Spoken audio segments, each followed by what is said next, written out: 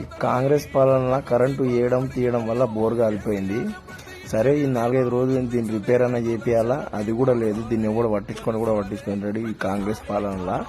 కేసీఆర్ ఏం చేసిండు అంటారు కదా, కేసీఆర్ పైన ఒకసారి చూద్దాం రండి. చూసారు కదా, వీళ్ళు వచ్చేసి కేసీఆర్.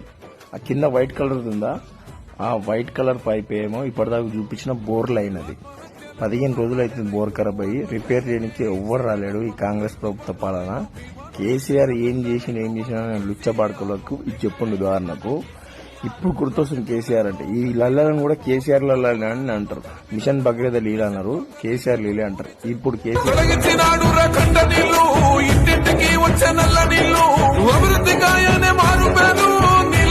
సృష్టి కంద కేసీఆర్ సారే బోల్ సారే చల్ సారే కావాలంటున్నది తెలంగాణ